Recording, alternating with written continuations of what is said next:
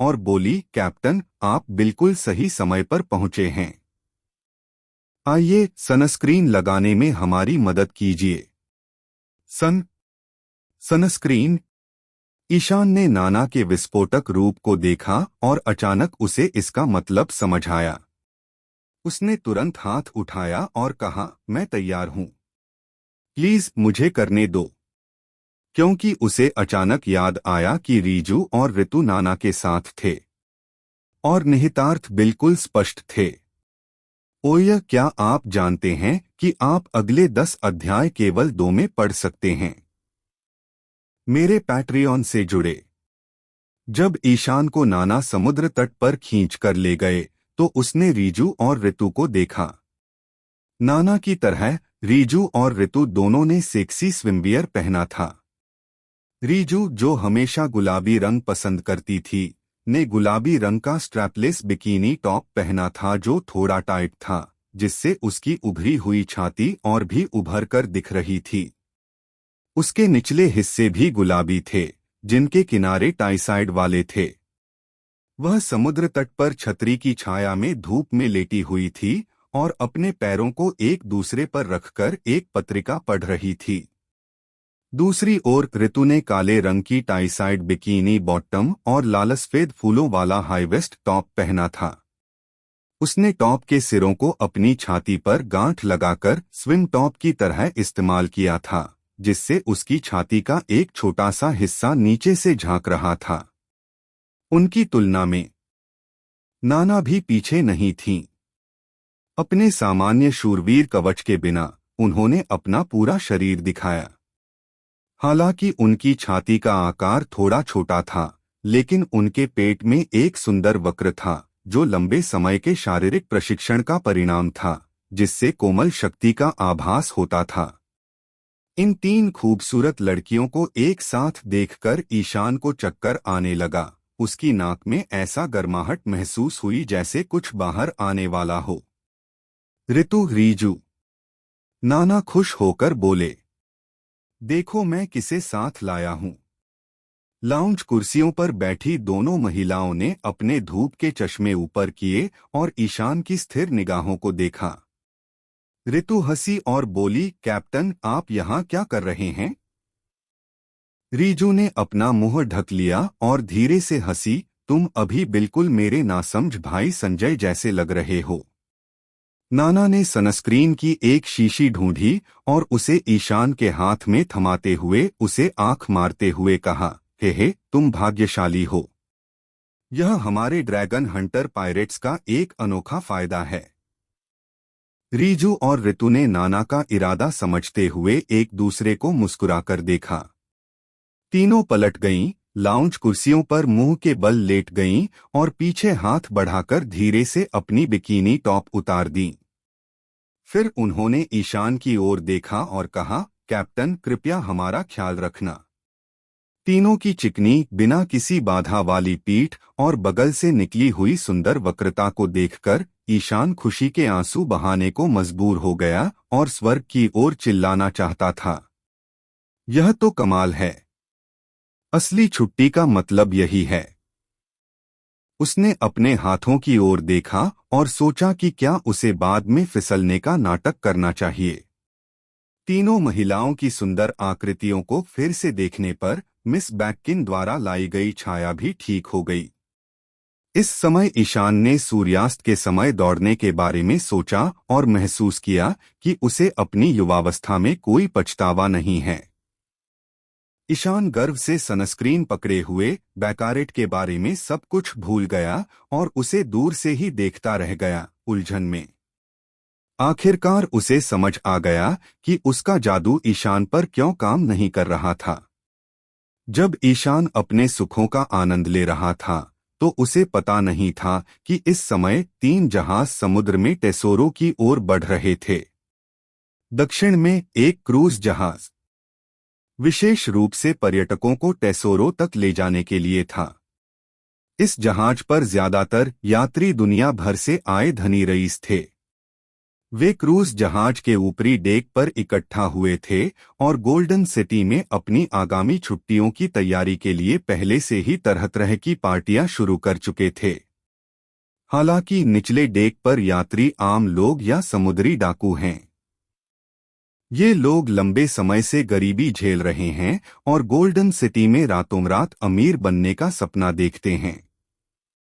वे अपनी आखिरी संपत्ति साथ लेकर चलते हैं और दौलत कमाने के लिए सब कुछ दांव पर लगाने की योजना बनाते हैं।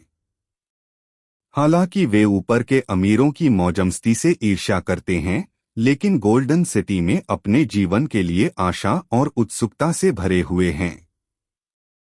डेक पर एक लंबा आदमी लबादा पहने रेलिंग के सहारे झुका हुआ है। उसका चेहरा भावहीन है और वह जहाज पर घटित हो रहे जीवन के दृश्यों को देख रहा है। चाहे वे खर्चीले रईस हों या आशावादी आम लोग और समुद्री डाकू, इस आदमी के चेहरे पर कोई भी भावना नहीं उभरती। समुद्री हवा का एक झोंका उसके लबादे का हुड ऊपर उठाता है, जिससे उसके नीचे छिपा आदमी का चेहरा दिखाई देता है। उसके बाएं गाल पर तराजू जैसा एक अजीब सा लाल चौकोर टैटू है।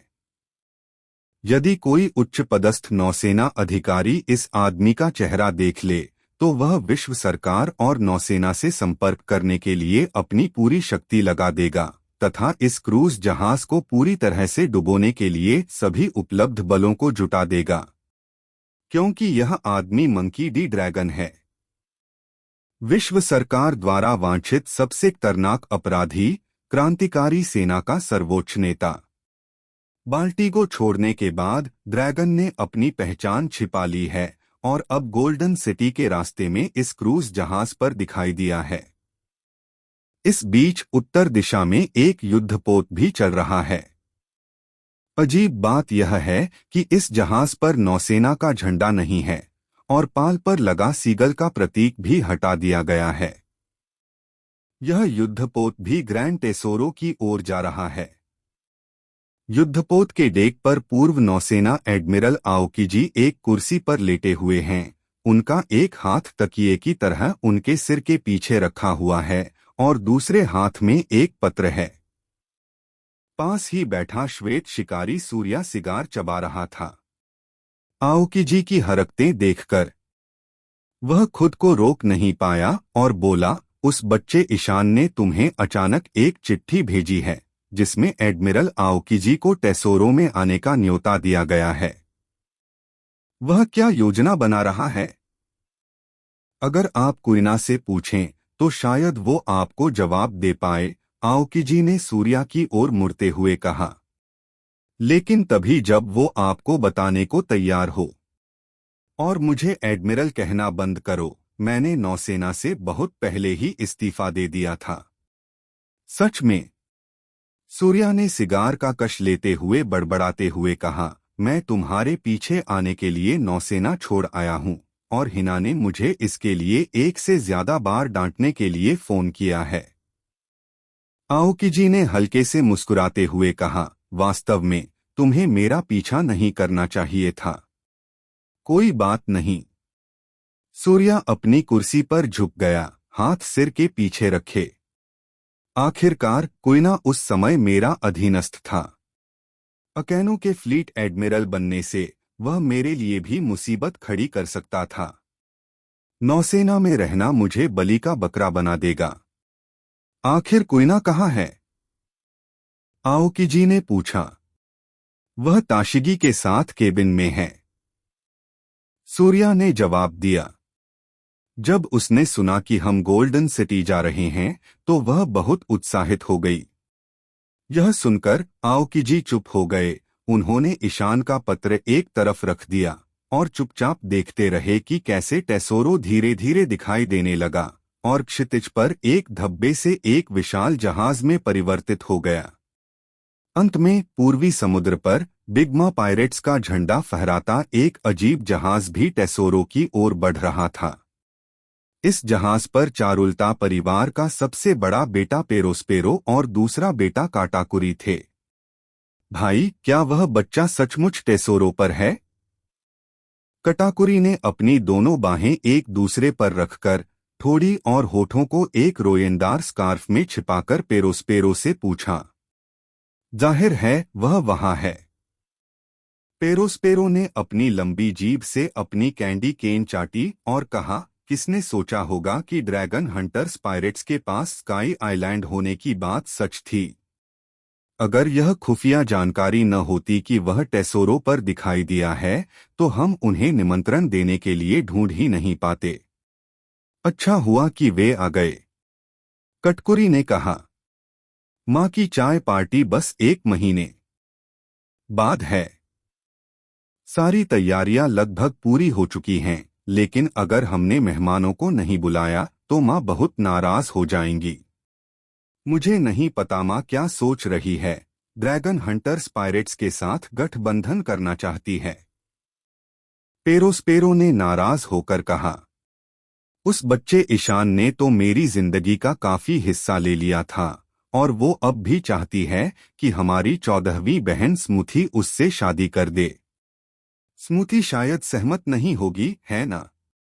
कटाकुरी ने कहा। उसका व्यक्तित्व बहुत मजबूत है और वह किसी भी मर्द की तरफ नहीं देखेगी। लेकिन दिक्कत यह है कि वो बच्चा ईशान कोई साधारण आदमी नहीं है, पेरोस्पेरो ने कहा। हमारे निकलने से पहले ही मुझे खबर मिली कि स्मूथी मान गई है। वो सोचती है कि 1-2 अरब के इनाम वाला आदमी उसके लायक है। कटकुरी ने सिर हिलाते हुए कहा, हो सकता है वो मान जाती, पर माँ की तरह सब एक तरफा है। ईशान माने या न माने ये अलग बात है। हे पेरोस्पेरो ने अपनी कैंडी केन चाटते हुए ठंडी मुस्कान दी। लेकिन माँ ने अपना मन बना लिया है। उसके पास मानने के अलावा कोई चारा नहीं है। चाहे वो उसकी आत्मिक शक्ति हो, वो दुर्लभ 3 आंखों वाली जनजाति का वंश हो, या फिर उसके समुद्री डाकू दल के दिग्गज हों, माँ की दिलचस्पी वाकई बढ़ गई है। जैसे ही वे बात कर रहे थे, टेसोरो की रूपरेखा क्षितिज पर दिखाई देने लगी। ओह! क्या आप जानते हैं कि आप अगले 10 अध्याय केवल 2 में पढ़ सकते हैं? मेरे पैट्रियन से जुड़े। समुद्र तट से वापस आने के बाद ईशान ने सार्वजनिक रूप से यह घोषणा करने पर भी विचार किया कि वह अगले महीने तक अपने हाथ नहीं धोएगा। लेकिन उसके पास वापस लौटने के अलावा कोई विकल्प नहीं था, क्योंकि उसे एहसास हुआ कि अगर वह और अधिक समय तक रुका तो उसकी नाक से खून बहने से मौत हो सकती है। जोश से भरा एक युवक 3 मोहक महिलाओं द्वारा उसकी सीमा तक छेड़ा जा रहा था, तथा उसकी दबी हुई ऊर्जा को बाहर निकालने का कोई रास्ता नहीं था। यह कहना कठिन था कि यह एक आशीर्वाद था या यातना। हालांकि अगर आप ईशान से पूछें कि क्या वह इसे फिर से अनुभव करना चाहेंगे, तो जवाब निश्चित रूप से हाँ होगा। होटल ईशान ने बुक किया था और ड्रैगन हंटर्स पायरेट्स के सभी सदस्य वहीं ठहरेंगे, जिससे बातचीत आसान हो जाएगी। अपने होटल के कमरे में खुद को शांत करने के लिए एक लंबा ठंडा स्नान करने के बाद ईशान अपने बिस्तर पर लेट गया और ताश की दुकान को ताज़ा करने की अपनी कोशिश में लग गया। कार्ड के टुकड़ों की दुकान में फ्यूचर ट्रंक कार्ड की खोज के बाद से ईशान ने निर्णय लिया था कि उसे यह कार्ड प्राप्त करना है। कार्डों का संग्रह विशाल था, जिसमें विभिन्न श्रृंखलाओं के अनगिनत कार्ड थे। हालांकि एक समय में केवल 6 कार्ड ही युद्ध में इस्तेमाल किए जा सकते थे, इसलिए उसे कुछ कठिन चुनाव करने पड़े। ईशान की कुल नेन शक्ति हमेशा से उसकी ताकत को सीमित करने वाला कारक रही है। हालांकि उसके पास कई बुनियादी कौशल वृद्धि और कार्ड विशेषता संवर्धन थे, फिर भी हमेशा एक सीमा होती थी। ईशान का अनुमान था कि अगर वह अभी 660 स्तरीय लाल कार्ड भी लगा ले तो भी उसकी मूल नेन विशेषता केवल 25,000 के आसपास ही पहुंच पाएगी। स्तर जितना ऊंचा होता, सुधार करना उतना ही कठिन होता। हालांकि वह दीर्घकालिक हाकी प्रशिक्षण के माध्यम से अपनी नेन शक्ति बढ़ा सकता था, लेकिन इसके लिए वर्षों के संचय की आवश्यकता थी। इसलिए कार्ड चुनते समय ईशान ने उन कार्डों को प्राथमिकता दी जो विशेषताओं को उल्लेखनीय रूप से बढ़ाते थे, जैसे कि ही का ब्लैक ड्रैगन वेव डिवोअर या सेनबोन का शिकाई और बैंकाई। ये क्षमताएं उसके गुणों को तुरंत बढ़ा सकती थीं, जिससे ईशान अस्थायी रूप से अपनी नेन शक्ति की सीमाओं को तोड़ सकता था। हालांकि ये अल्पकालिक वृद्धियां स्थायी नहीं थीं, ईशान की सभी क्षमताएं उसकी नेन शक्ति से जुड़ी थीं। वह एक पल में जितनी नेन शक्ति प्रदर्शित कर सकता था, वह उसके कौशल की शक्ति निर्धारित करती थी। इसलिए भले ही वह लंबी लड़ाइयां न झेल पाता हो, अगर वह अपने प्रतिद्वंद्वी को एक शक्तिशाली प्रहार में हरा सकता था, तो अवधि मायने नहीं रखती थी। एक बार दुश्मन का सफाया हो जाने पर युद्ध समाप्त हो जाता था। ईशान भविष्य के ट्रंक कार्ड के गुणों और कौशलों का मोटे तौर पर अनुमान लगा सकता था। सुपर साई में रूपांतरित होना तो तय था, जिससे संभवतः एक महत्वपूर्ण गुण वृद्धि मिलती, जिसकी ईशान को बिल्कुल आवश्यकता थी। इसके अलावा कार्ड में संभवतः उड़ान और ऊर्जा विस्फोट जैसे कौशल शामिल थे, जो ईशान के लिए बेहद उपयोगी साबित होंगे। भविष्य में वह ब्लैक ड्रैगन वेव के भक्षण प्रभाव पर निर्भर हुए बिना भी स्वतंत्र रूप से उड़ सकता था। एक और फायदा यह है कि सिस्टम फ्यूचर ट्रंक कार्ड को 4 सितारा कार्ड मानता है, यानी इसके फ्रैगमेंट शॉप में आने की संभावना ज्यादा होती है और इसे पूरा करने के लिए कम फ्रैगमेंट की जरूरत होती है। यह किसी प्राकृतिक 5 सितारा लाल कार्ड जैसा नहीं है, जिसके लिए 180 फ्रैगमेंट की जरूरत होती है। हालांकि इसका नुकसान यह है कि ईशान को 5 सितारा लाल कार्ड बनने के लिए बार बार कई कार्ड इकट्ठा करने होंगे। जैसे जैसे वह लगातार टुकड़ों की दुकान को ताज़ा करता रहा, ईशान ने अपने शेष कार्ड विकल्पों की भी योजना बनाई। चूंकि वह ईशान यागामी के डुप्लीकेट कार्ड को रिटायर करना चाहता था, इसलिए उसे उसकी जगह दूसरा कार्ड ढूंढना पड़ा। इसके अलावा यासुओ का कार्ड भी रिटायर किया जा सकता था। ईशान की तलवारबाजी मास्टर लेवल की अड़चन तक पहुंच चुकी थी और ग्रैंड मास्टर लेवल तक पहुंचने के लिए विशेष अंतर्दृष्टि और अनुभव की आवश्यकता थी। सिर्फ कार्डों से तलवारबाजी की तकनीक सीखना अब उतना उपयोगी नहीं था। इसलिए ईशान को अपने सभी कार्ड स्लॉट भरने के लिए 3 कार्ड ढूंढने थे। फ्यूचर ट्रंक्स कार्ड उनमें से एक था और बाकी 2 के लिए वह दुकान में दिखाई देने वाले टुकड़ों पर नजर रख रहा था। इस रिफ्रेश प्रक्रिया के दौरान कई कार्ड के टुकड़ों ने ईशान का ध्यान आकर्षित किया। पहला कार्ड उनके मिसाका मिकोटो कार्ड की ही श्रृंखला से था, लेकिन यह एक 5 सितारा मूल लाल कार्ड था, कंजाकी काओरी। ईशान ने पहले a certain magical index series से एक्सेलरेटर चुनने पर विचार किया था। वेक्टर्स को नियंत्रित करने की इसकी क्षमता अद्भुत थी। हालांकि रिफ्रेश प्रक्रिया के दौरान ईशान को एहसास हुआ कि एक्सेलरेटर कार्ड बहुत कम दिखाई देता है। इसके विपरीत ईशान की तलवारबाजी कौशल के कारण कंजाकी काओरी कार्ड अधिक बार दिखाई दिया। ईशान ने जिस दूसरे कार्ड पर ध्यान केंद्रित किया, वह फेरी टेल श्रृंखला से था, जो एक 5 सितारा लाल कार्ड था, फेरी क्वीन एर्जा। तीसरा कार्ड ब्लीच सीरीज का था, लेकिन ओरिहिमे इनोए जैसा कोई मुख्य पात्र कार्ड नहीं था, बल्कि यह चौथा एस्पाडा उल्कियोरा सिफर था। ईशान को इस कार्ड में रुचि थी क्योंकि उसने अनुमान लगाया था कि इसमें एक बहुत शक्तिशाली क्षमता हो सकती है, अर्थात मूल मंगा से प्रभावशाली लांजा डेल रेलाम्पागो। ये तीनों कार्ड असली 5 सितारा लाल कार्ड थे और ईशान के बुनियादी कौशलों के अनुरूप होने के कारण इनके प्रकट होने की आवृत्ति थोड़ी ज्यादा थी। इन्हें इकट्ठा करना अपेक्षाकृत आसान होता। हालांकि चूंकि ये कार्ड टुकड़ों के रूप में दिखाई देते थे, इसलिए ईशान को उनकी विशिष्ट क्षमताओं का पता नहीं था।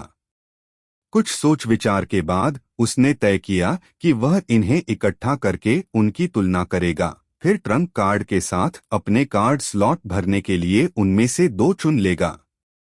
हालांकि ईशान के पास हीरों का भरपूर भंडार था, फिर भी उसे दुकान को नया रूप देने के लिए समय चाहिए था। वह अपने ही कार्ड और मिसाका मिकोटो कार्ड पर नए बलिदान फंक्शन का भी इस्तेमाल करना चाहता था, जिसके लिए उसे उन श्रृंखलाओं से 1 से 4 सितारा कार्ड इकट्ठा करने के लिए कई 10 कार्ड ड्रॉ करने पड़ते थे।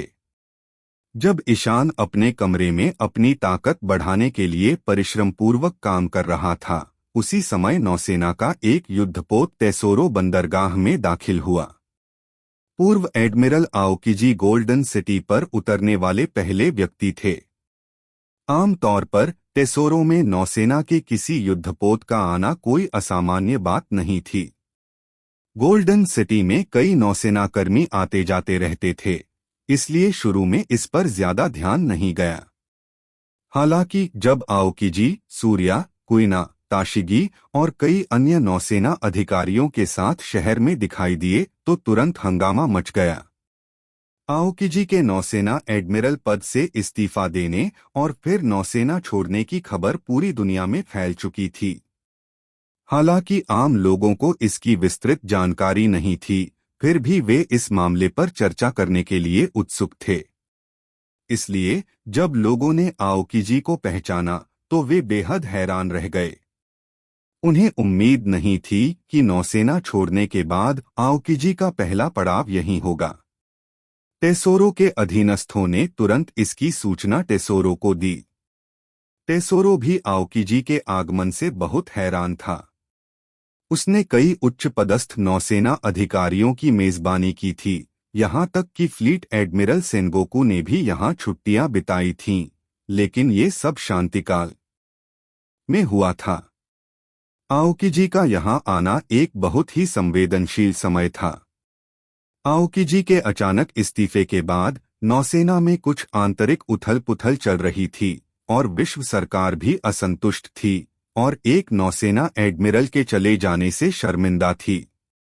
अगर नए फ्लीट एडमिरल अकैनू या विश्व सरकार को यह शक होने लगा कि आओकिजी और टेसोरो के बीच कोई गुप्त संबंध है, तो यह टेसोरो के लिए अच्छा नहीं होगा।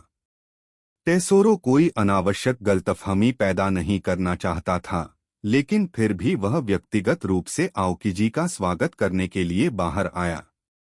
बेशक आओकिजी टेसोरो को अपने असली इरादे नहीं समझा पाए। ईशान का पत्र पाना टेसोरो जैसे किसी बाहरी व्यक्ति से उनकी बातचीत का विषय नहीं था, इसलिए उन्होंने बस इतना कहा कि वे यहाँ आराम करने आए हैं और टेसोरो से उनके और उनके समूह के लिए कुछ कमरों का इंतजाम करने को कहा। टेसोरो को अब भी शक था, इसलिए उसने आओकिजी और उसके साथियों के लिए रहने की व्यवस्था कर दी। टेसोरो के जाने के बाद सूर्या ने आओकिजी से पूछा कि क्या उन्हें ईशान को ढूंढने जाना चाहिए। हालांकि आओकिजी ने एक पल सोचा और सिर हिलाते हुए कहा, टेसोरो विश्व सरकार से बहुत जुड़ा हुआ है। अगर हम तुरंत ईशान से मिलने जाएं, तो उसे पता चल सकता है। थोड़ा इंतजार करना ही बेहतर है। सच कहूं तो आओकिजी इस समय काफी खोया हुआ महसूस कर रहा था। इतने सालों बाद अचानक नौसेना छोड़कर उसे समझ ही नहीं आ रहा था कि आगे क्या करे। जब उसे ईशान का पत्र मिला तो उसे लगा कि शायद ईशान उसे ड्रैगन हंटर पायरेट्स में शामिल होने का न्योता दे रहा है। आमतौर पर उसके चरित्र को देखते हुए अगर वह नौसेना छोड़ भी देता तो भी वह समुद्री डाकू बनने के बारे में नहीं सोचता। लेकिन अपने भविष्य को लेकर असमंजस में आओकिजी बिना किसी कारण के ईशान से मिलने के लिए तय की गई जगह पर आने को तैयार हो गया। अब जब वह यहाँ आ गया था तो वह सतर्क रहने लगा। उसे टेसोरो पर भरोसा नहीं था। उसे शक था कि टेसोरो के लोग उसकी गतिविधियों पर नजर रख रहे होंगे। इसलिए उसने ईशान से तुरंत मिलने की योजना नहीं बनाई। टेसोरो को भी यही शक था। वह पहले से ही बेचैन था, यह सोचकर कि ईशान के आने के कुछ ही देर बाद आओकिजी का गोल्डन सिटी में आना एक संयोग था। उसे शक था कि शायद दोनों के बीच कोई रिश्ता है। हालांकि इससे पहले कि वह अपने अधीनस्थों को आओकिजी और उसके समूह पर नजर रखने का निर्देश दे पाता, उसका एक आदमी जो पसीने से तरबतर था, उसके लिए और भी बुरी खबर लेकर आया। बिगमा पायरेट्स भी गोल्डन सिटी में आ पहुंचे थे, और ये कोई और नहीं, कैंडी मंत्री पेरोस्पेरो और स्वीट कमांडरों में से एक काटाकुरी थे। यह सुनकर टेसोरो को पसीना आ गया। किसी वजह से उसे अचानक एक बुरा पूर्वाभास हुआ। अब गोल्डन सिटी में न सिर्फ ईशान और ड्रैगन हंटर पायरेट्स थे, बल्कि पूर्व नौसेना एडमिरल आओकिजी और बिगमा पायरेट्स के सदस्य भी थे। धिक्कार है, इनमें से किसी से भी निपटना आसान नहीं था। कुछ शक्तिशाली हस्तियां अचानक उसके मैदान पर इकट्ठा हो गईं। टेसोरो को तुरंत भारी दबाव महसूस हुआ। यदि उनके बीच कोई संघर्ष या गलतफहमी पैदा हुई तो स्थिति नाटकीय रूप से बढ़ सकती है। ओय, क्या आप जानते हैं कि आप अगले 10 अध्याय केवल 2 में पढ़ सकते हैं? मेरे पैट्रियन से जुड़े। इन दुर्जय व्यक्तियों के अपने क्षेत्र में आने पर टेसोरो को लगा कि वह इनमें से किसी को भी नाराज नहीं कर सकता। इसलिए उसने अपनी सामान्य रणनीति अपनाने का फैसला किया और इन लोगों को यथासंभव दूर रखने की कोशिश की। गोल्डन सिटी बहुत विशाल थी, और अगर टेसोरो यह सुनिश्चित करना चाहता था कि ये लोग आपस में न टकराएं, तो उसके पास इसे संभालने के तरीके थे। उसके अधीनस्थ पूरे शहर में फैले हुए थे, और निगरानी उपकरणों के रूप में हर जगह डेन मुशी तैनात थे। इन मेहमानों को गाइड देकर और पहले से जानकारी का समन्वय करके वह यह सुनिश्चित कर सकता था कि वे एक ही रास्ते पर न पहुंचें। गोल्डन सिटी पहुंचने पर पेरोस्पेरो और काटाकुरी ने तुरंत ईशान के ठिकाने के बारे में पूछताछ की और टेसोरो से पूछा कि क्या वह शहर में आया था। टेसोरो को पता नहीं था कि ये दोनों ईशान को क्यों ढूंढ रहे थे। किसी भी बुरी स्थिति से बचने के लिए उसने उन्हें रोकने का फैसला किया। उसने ईशान और ड्रैगन हंटर पायरेट्स का ठिकाना बताने की हिम्मत नहीं की। उसने उन्हें बस टाल दिया, वादा किया कि अगर उसे कोई जानकारी मिली तो वह उन्हें बता देगा, और मन ही मन यह भी ठान लिया कि उसके शहर में उनका आमना सामना नहीं होगा। परिणामस्वरूप टेसोरो के सभी अधीनस्थ उसके आदेशों के तहत काम करने लगे। पेरोस्पेरो और कटाकुरी को बस इतना पता था कि dragon Hunter pirates golden city में हैं, लेकिन उन्हें उनका सही ठिकाना नहीं पता था। गोल्डन सिटी में बिगमा पायरेट्स की खुफिया क्षमता सीमित थी। यह समझते हुए कि वे टेसोरो से कोई उपयोगी जानकारी नहीं निकाल सकते, उन्होंने ड्रैगन हंटर पायरेट्स के निशान ढूंढने की उम्मीद में वहां बसने के बाद सड़कों पर घूमने का फैसला किया। असल में वे वहां सिर्फ चाय पार्टी के निमंत्रण देने आए थे, इसलिए वे ईशान के लिए कोई खतरा नहीं थे। अगर उन्होंने टेसोरो को सीधे सूचित किया होता तो शायद वह उन्हें ईशान से संपर्क करने में मदद कर सकता था। हालांकि पेरोस्पेरो और कटाकुरी दोनों बिगमा पायरेट्स के महत्वपूर्ण व्यक्ति होने के नाते टेसोरो को नीची नजर से देखते थे और अपने इरादे समझाने की जहमत नहीं उठाते थे। इसके परिणामस्वरूप पेरोस्पेरो और काटाकुरी अगले 2 दिनों तक गोल्डन सिटी में घूमते रहे, लेकिन उन्हें ड्रैगन हंटर पायरेट्स का एक भी सदस्य नहीं मिला। कुछ समय बाद पेरोस्पेरो और काटाकुरी दोनों को संदेह होने लगा कि क्या उनकी जानकारी सही थी, तथा उन्हें संदेह होने लगा कि क्या ड्रैगन हंटर समुद्री डाकू शहर में आए भी थे। उन्हें इस बात का अंदाजा नहीं था कि टेसोरो का गोल्डन सिटी पर पूरा नियंत्रण था, जिससे उसके लिए कुछ परिस्थितियों में हेरफेर करना बेहद आसान हो गया था। उदाहरण के लिए, अगर पेरोस्पेरो और कटाकुरी किसी सड़क पर चल रहे हों और उनके सामने ड्रैगन हंटर पायरेट्स का कोई सदस्य, जिसे उनके टैटू से पहचाना जा सकता है, दिखाई दे, तो निगरानी प्रणाली तुरंत उसका पता लगा लेगी। फिर टेसोरो के अधीनस्थों को निगरानी नियंत्रण कक्ष से एक अलर्ट मिलेगा और वे ड्रैगन हंटर पायरेट्स के सदस्य की पहचान के आधार पर उचित कार्रवाई करेंगे। यदि वह कोई युवा व्यक्ति होता तो वे दो सुंदर महिलाओं को उसके पास भेजते और उसे तुरंत उस क्षेत्र से दूर भेज देते। यदि वह महिला होती तो आसपास की दुकानें तुरंत ग्राहकों को आकर्षित करने के लिए बाहर आ जातीं तथा उसे अंदर खींचने के लिए बहुत ही उदार छूट की पेशकश करतीं। पिछले 2 दिनों में ड्रैगन हंटर पायरेट्स के लोग यह देखकर हैरान रह गए थे कि उन्हें अक्सर खूबसूरत महिलाओं का सामना करना पड़ता था और उन्हें जीतने पर कसीनो के वीआईपी कमरों में बुलाया जाता था, बजाय इसके कि वे मुख्य हॉल में दूसरे जुआरियों से मिलें। दूसरी ओर ऋतु और रीजू अक्सर बड़ी छूट वाली दुकानों में जाते थे और अच्छी खासी बचत का आनंद लेते थे। इसके कारण लड़कियां हर दिन खरीदारी से लौटती थीं, विभिन्न वस्तुओं से भरे कई बैग लेकर और जी भरकर खरीदारी करती थीं। टेसोरो ने इन आकस्मिक मुठभेड़ों का इंतजाम करने के लिए बहुत मेहनत की क्योंकि उसके पास कोई विकल्प नहीं था। उसके प्रबंधन में गोल्डन सिटी ने हमेशा एक सुरक्षित क्षेत्र की प्रतिष्ठा बनाए रखी थी, जहां न तो समुद्री डाकू और न ही नौसेना कोई उपद्रव करने की हिम्मत कर पाती थी।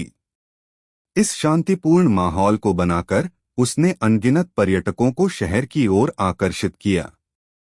उसे यह शांतिपूर्ण तटस्थ रुख बनाए रखना था क्योंकि यही उसके व्यवसाय की नींव थी।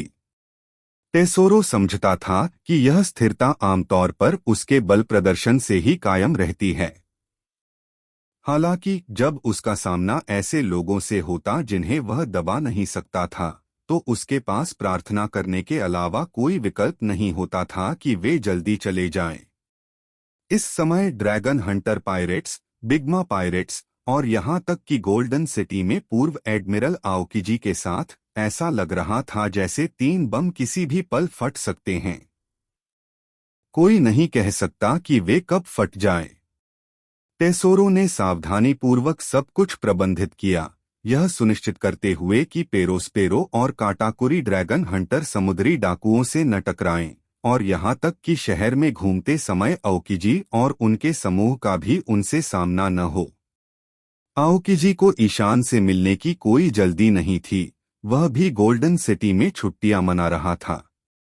कुरिना के पास ईशान का विवर कार्ड था और वह उसकी लोकेशन जानती थी, लेकिन वह आओकिजी को छोड़कर अकेले ईशान से मिलने में हिचकिचा रही थी क्योंकि उसे ईशान और आओकिजी के रिश्ते के बारे में कोई जानकारी नहीं थी।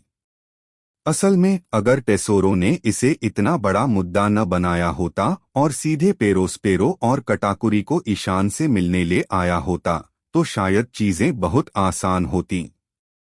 ये दोनों ईशान को निमंत्रण देने आए थे और काम पूरा होते ही वे शायद तुरंत चले जाते। ईशान निमंत्रण स्वीकार करे या न करे यह ईशान का मामला था और उनके बीच तुरंत कोई विवाद नहीं होता। यही बात आओकिजी पर भी लागू होती है। ईशान से मिलने के बाद वह जल्दी से वहां से चला जाता, लेकिन टेसोरो के दखल के कारण चीजें और भी पेचीदा होती जा रही थीं। इसके अलावा यह जटिलता किसी ऐसे व्यक्ति के कारण उत्पन्न हुई थी जिसकी टेसोरो ने बिल्कुल भी उम्मीद नहीं की थी। एक व्यस्त सड़क पर मिस बैक्किन और उनका मूर्ख बेटा एकलव्य वेविल खड़े होकर आने जाने वाले हर व्यक्ति पर नजर रख रहे थे। फूलों वाली शर्ट और बीच शॉर्ट्स पहने प्रत्येक व्यक्ति को बैक्किन ने रोका और फिर उनके पास जाकर बारीकी से जांच की तथा उन्हें सूंघा। यह सही है, बैक्किन उस आदमी को खोज रही थी जिसने उस दिन उसे लात मारी थी। ईशान ने एक पर्यटक की तरह कपड़े पहने थे और धूप का चश्मा पहना हुआ था, इसलिए बैक्किन को उसका असली रूप साफ दिखाई नहीं दिया। हालांकि उस अप्रत्याशित और जोरदार लात ने उस पर गहरा असर छोड़ा था। उसके चेहरे पर जूते का निशान अभी भी नहीं मिटा था और उसकी नाक पर पट्टी बंधी हुई थी। ऐसा लग रहा था जैसे वह चोट से पूरी तरह ठीक नहीं हुई हो। एकलव्य वेविल को अपना बेटा मानने के बाद से बैक्किन को इतना बड़ा नुकसान कभी नहीं हुआ था। इसलिए जागते ही बैक्किन गुस्से से आग बबूला हो गई और उसने कसम खाई कि वह उस शापित आदमी को ढूंढ निकालेगी और वेविल से अपना बदला लेगी। एकलव्य वेविल सरल स्वभाव का था और अपनी माँ की हर बात सहजता से मानता था। बैक्किन ने हमेशा एक प्यारी माँ की भूमिका निभाई थी, इसलिए वेविल उससे बदला लेने को तैयार था। पिछले 2 दिनों से वह अपनी नगीनाटा लेकर बैक्किन के पीछे खतरनाक अंदाज में खड़ा था और हर उस व्यक्ति को घूर रहा था जिसे वह देखने के लिए रुकती थी। ऐसे में कौन विरोध करने की हिम्मत करेगा? वे बस बैक्किन को अपनी जांच करने दे सकते थे। गोल्डन सिटी में फूलों वाली शर्ट और बीच शॉर्ट्स पहनना आम पर्यटक पहनावा था, जिसका मतलब था कि बैक्किन ने पिछले 2 दिनों में कई लोगों को रोककर उनकी जांच की थी। हालांकि ईशान पिछले 2 दिनों से अपने कमरे में ही रह रहा था, अपने कार्ड इकट्ठा करने के काम में लगा हुआ था और बाहर कम ही निकल रहा था। नतीजतन बैक्किन 2 दिनों की तलाश के बावजूद ईशान को ढूंढ नहीं पाया था। बैकारेट भी उससे बच रही थी, जिससे बैक्किन को ईशान की पहचान का कोई पता नहीं चल पा रहा था। माँ, मुझे भूख लगी है, एकलव्य वेविल ने बैक्किन से कहा। अब और नहीं रुक सका। चुप, थोड़ी देर और ढूंढता रह, बैक्किन ने उसे बेंत मारते हुए कहा। तेरी माँ ने इतना बड़ा अपमान सहा है और तू बस खाने के बारे में ही सोच रहा है। मेरा बेटा इतना बेवकूफ कैसे हो गया? लेकिन मुझे बहुत भूख लगी है, एकलव्य वेविल ने दुखी होकर कहा। चिंता मत करो, बैक्किन ने उसे आश्वस्त किया। वह आदमी जरूर अमीर होगा। एक बार हम उसे ढूंढ लेंगे तो हम उससे एक बड़ी रकम वसूल लेंगे। फिर हम एक शानदार दावत कर सकेंगे। सचमुच? एकलव्य वेविल यह सोचकर चौंक गया। तभी बैक्किन ने एक और आदमी को देखा जो फूलों वाली शर्ट और बीच शॉर्ट्स पहने उनकी ओर आ रहा था। हालांकि इस आदमी ने भी एक टोपी पहनी हुई थी, जिसका किनारा नीचे की ओर खींचा हुआ था, जिससे उसका चेहरा छिप रहा था। बैक्किन की सहज बुद्धि ने उसे बताया कि यह आदमी संदिग्ध है, इसलिए जैसे ही वह उसके पास आया, वह बाहर कूद पड़ी और उसका रास्ता रोक दिया। अरे बच्ची, अपनी टोपी उतारो और मुझे अपना चेहरा दिखाओ, बैक्किन ने मांग की। उसके पीछे से एकलव्य वेविल उसे खतरनाक नजरों से घूर रहा था। क्या कुछ गड़बड़ है? आदमी ने एक पल के लिए हिचकिचाते हुए पूछा। बकवास बंद करो, बैक्किन ने अपनी छड़ी थपथपाते हुए कहा। मैंने कहा था इसे उतार दो। ठीक है। आदमी ने हाथ बढ़ाकर अपनी टोपी उतार दी। बैक्किन ने ऊपर देखा तो पाया कि यह वह बच्चा नहीं था जिसे उसने पहले देखा था। हालांकि उस व्यक्ति ने भी धूप का चश्मा पहना था। उसके बाएं गाल पर एक अजीब सा चौकोर टैटू था, जो उस टैटू से बिल्कुल अलग था जिसे वह ढूंढ रही थी। ठीक है, आप जा सकते हैं, बैक्किन ने कहा। उस आदमी ने चुपचाप अपनी टोपी वापस पहन ली और चला गया। बैक्किन ने शुरू में तो इस बारे में ज्यादा नहीं सोचा, लेकिन कुछ गड़बड़ सी महसूस हुई। उसने ध्यान से सारी बातें याद करनी शुरू कीं। थोड़ी देर बाद उसने अचानक अपनी जेब से इनाम के पोस्टरों का एक मोटा ढेर निकाला और उन्हें एक-एक करके पलटना शुरू कर दिया। कुछ क्षण बाद वह रुकी और उसकी नज़र एक विशेष पोस्टर पर टिक गई। अविश्वसनीय रूप से उच्च इनाम और पोस्टर पर फोटो को देखकर बैक्किन का हाथ कांपने लगा। वह आदमी था क्रांतिकारी नेता ड्रैगन। ओय, क्या आप जानते हैं कि आप अगले 10 अध्याय केवल 2 में पढ़ सकते हैं? मेरे पैट्रियन से जुड़े। यह आश्चर्यजनक है कि इस दुनिया में चीजें इतनी संयोगपूर्ण कैसे हो सकती हैं। ड्रैगन भी उसी क्रूज जहाज पर सवार होकर गोल्डन सिटी पहुंचा। अपनी अनोखी पहचान के कारण वह खुद को इतना छुपा रहा था कि न तो टेसोरो और न ही उसके मातहतों को उसकी मौजूदगी का पता चला।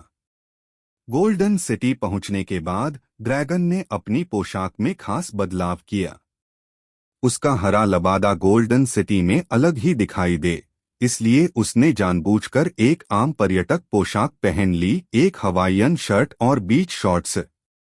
इस तरह की पोशाक पहनकर ड्रैगन गोल्डन सिटी में पर्यटकों के बीच पूरी तरह घुल मिल गया और आमतौर पर किसी का ध्यान आकर्षित नहीं करता। हालांकि एक अप्रत्याशित घटना के कारण, विशेष रूप से ईशान द्वारा बैक्किन को पहले दी गई जोरदार लात के कारण, बैक्किन पूरे शहर में ऐसे परिधान में प्रत्येक व्यक्ति की जांच कर रहा था। अपनी पोशाक की वजह से ड्रैगन को बैकिन ने रोक लिया। हालांकि ड्रैगन को नहीं पता था कि बैकिन क्या कर रही है, लेकिन वह समझ गया कि वह विश्व सरकार से नहीं लग रही थी। इसलिए उसने एक मौका लिया और अपनी टोपी उतार दी ताकि बैकिन उसे देख सके। एक नजर डालने से कोई नुकसान नहीं हुआ। चूंकि ड्रैगन वह व्यक्ति नहीं था जिसे बैकिन ढूंढ रही थी, इसलिए उसने उसकी जांच में ठीक वैसा ही पास कर दिया जैसा उसने सोचा था। लेकिन किसी ने अंदाजा भी नहीं लगाया होगा कि बैकिन एक बेहद लालची बुढ़िया, जिसके साथ एकलव्य वेविल जैसा ताकतवर इंसान था, इनामी निशानों को पकड़कर अपना गुजारा करती थी। वह हमेशा अपने साथ ढेरों इनामी पोस्टर रखती थी। इन इनामी पोस्टरों में ड्रैगन का नाम भी शामिल था, क्योंकि वह विश्व सरकार द्वारा लगातार खोजे जाने वाले सबसे कुख्यात अपराधियों में से एक था। शुरुआत में बैकिन को लगा कि यह आदमी कोई वांछित समुद्री डाकू हो सकता है, इसलिए उसने इनाम के पोस्टर निकालकर देखे। लेकिन जब उसे पता चला कि जिस व्यक्ति को उसने अभी देखा था वह कोई और नहीं बल्कि क्रांतिकारी ड्रैगन था, तो बैकिन को तुरंत एहसास हुआ कि वह एक बेहद कीमती लक्ष्य पर पहुंच गई है। हालांकि ड्रैगन अपने इनाम के कारण दुनिया भर में जाना जाता था, फिर भी वह हमेशा चुपचाप काम करता था, शायद ही कभी किसी को दिखाई देता था। जैसे ही बैकिन को ड्रैगन को देखने में अपनी अविश्वसनीय किस्मत का एहसास हुआ, वह तुरंत ईशान से जुड़ी हर बात भूल गई। ड्रैगन के इनामी पोस्टर पर इनाम की राशि का जिक्र नहीं था, वह सिर्फ एक वांछित सूचना थी। लेकिन सभी जानते थे कि ड्रैगन जैसे किसी व्यक्ति को, जो पूर्व समुद्री डाकू राजा रवि जैसा हो, पकड़ने पर विश्व सरकार बिना किसी हिचकिचाहट के भारी इनाम की घोषणा कर देगी। 2 अरब, 5 अरब, शायद 10 अरब भी। ऐसे अपराधी के लिए इनाम किसी भी मौद्रिक सीमा से परे होगा। अगर वह ड्रैगन को पकड़ पाती, तो क्या वह रातों रात एक अविश्वसनीय रूप से अमीर महिला नहीं बन जाती? एक क्षण के लिए बैकिन का मन हर जगह उड़ते पैसों के दृश्यों से भर गया। पैसा कमाने के आगे बदला क्या है? यह समझते हुए बैकिन ने तुरंत अपने बेटे को बुलाया, जो ड्रैगन को पकड़ने के लिए तैयार था। अपार धन की संभावना से अंधी होकर और शायद अपने बेटे की ताकत पर अनुचित विश्वास के कारण बैकिन ने ड्रैगन को अकेले ही पकड़ने का निर्णय लिया। ड्रैगन स्वभाव से ही सतर्क था, और जब से बैकिन ने उसे रोका था, तब से वह सतर्क था। हालांकि बैकिन ने उसे जाने दिया, फिर भी वह सतर्क रहा, और जब उसने बैकिन और एकलव्य वेविल को अपने पीछे फिर से आते देखा, तो उसे तुरंत एहसास हुआ कि उसे पहचान लिया गया है। उसने भीड़ में घुलने मिलने और वहां से खिसकने की कोशिश की। हालांकि उसने बैकिन की हिम्मत को कम करके आका। ड्रैगन की चाल तेज होते देख उसने अपने बेटे को हमला करने का आदेश दिया। एकलव्य वेविल एक नासमझ जानवर होने के नाते बिना किसी हिचकिचाहट के उसने अपना नागिनाता उठाया और एक शक्तिशाली प्रहार किया, जिससे ड्रैगन की ओर एक विशाल तलवार ऊर्जा तरंग निकली। इस उड़ते हुए स्लैश के रास्ते में जो भी आया वह मारा गया और कटते समय चीखने लगा, तथा जो लोग इस नरसंहार को देख रहे थे वे भी भय से चीखने लगे। दृश्य अचानक अराजकता में उतर गया। तलवार की ऊर्जा को अपनी ओर उड़ते देख ड्रैगन ने भौहें चढ़ाई, अपना दाहिना हाथ बढ़ाया और अपनी तर्जनी और